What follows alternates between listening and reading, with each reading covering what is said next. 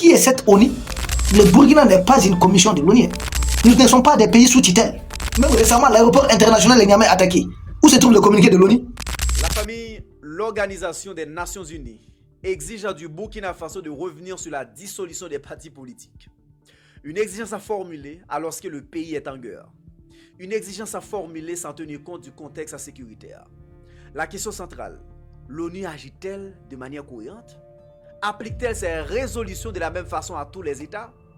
Car pendant que l'ONU exige le rétablissement des partis politiques, elle reste silencieuse sur les agressions subies par plusieurs pays africains, silencieuse sur la Libye, silencieuse sur le financement du terrorisme, silencieuse sur certaines ingérences étrangères.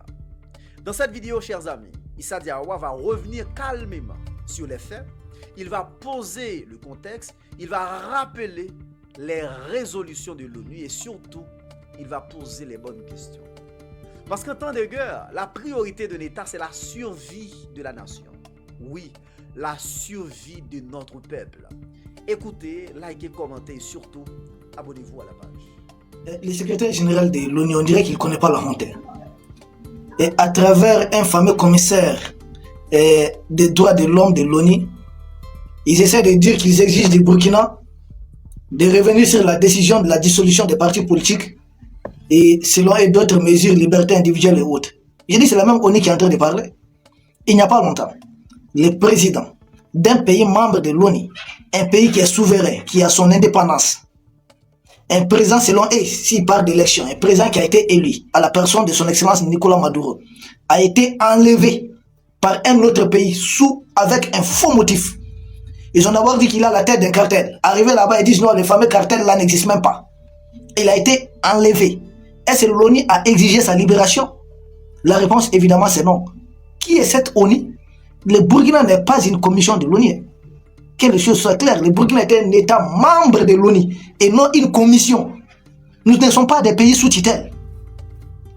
Et tel bavardage, là, on peut tenir ça ailleurs, mais pas ici, dans l'espace ailleurs. Qu'est-ce que l'ONU? De quoi l'ONU se met? L'ONU ne sait pas que les partis politiques ont été dissous pour leur inefficacité à participer à la lutte contre le terrorisme. L'ONU ne sait pas ça.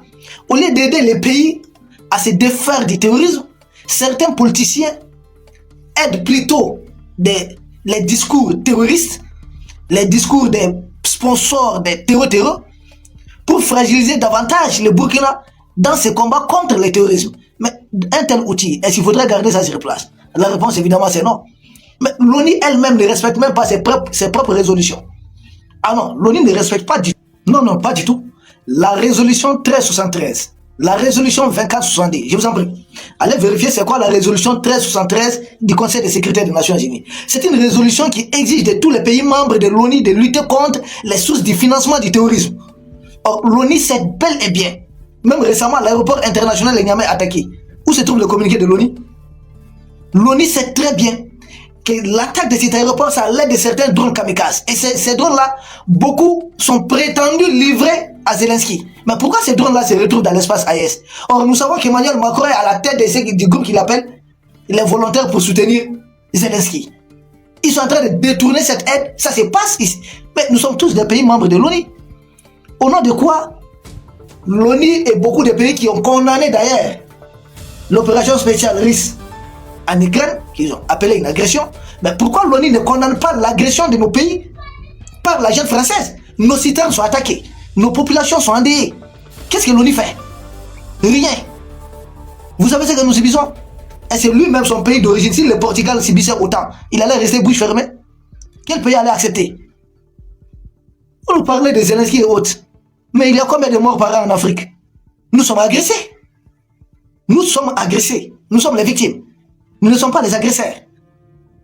Mais à l'ONU là-bas, il n'y a pas une plainte du Mali au Conseil de sécurité, secrétaire général des Nations Unies. Si vous voulez rétablir vos partis politiques qui travaillent pour vos intérêts et non les intérêts du Burkina Faso, ok, il y a des choses simples à faire. Dites aux sponsors des terreurs d'arrêter d'agresser les pays de l'Est. Ce n'est pas compliqué. Il n'y a pas longtemps, le fils de Kadhafi, qui est tous les sondages les mettaient en tête. Quelle qu'en soit l'élection présidentielle en Libye a été annulée, reportée uniquement à cause de lui, à cause de sa popularité. Il a été assassiné froidement. et son assassinat, quelles en sont les conséquences? L'ONU n'a pas condamné. Or, l'ONU devait savoir que depuis l'élimination du guide Kadhafi, nous avons été envahis par ceux qui ont été armés en Libye, combattre Kadhafi, des gens d'Al-Qaïda et autres, qui ont été surarmés en Libye. Ils ont débarqué dans nos pays, des pays qui ont été désarmés par la junte française. L'ONU n'a rien fait. La junte française n'a été jamais sanctionnée. Si le secrétaire général de l'ONU là, s'il se connaissait, s'il se regardait un peu dans le miroir, presque tous les dirigeants africains disent que cette histoire est partie de la Libye. Or, en Libye, qu'est-ce qui s'est passé là-bas? Lui ne sait pas ça. Ça ne s'est pas décidé là-bas à l'ONU. Au niveau du Conseil de sécurité de l'ONU, ce n'est pas un mandat de l'ONU où on disait, ouais, il faut une zone d'exclusion aérienne qui a été détournée. Simple, il peut juste jeter un coup d'œil dans les archives de l'ONU. C'est pas difficile à comprendre.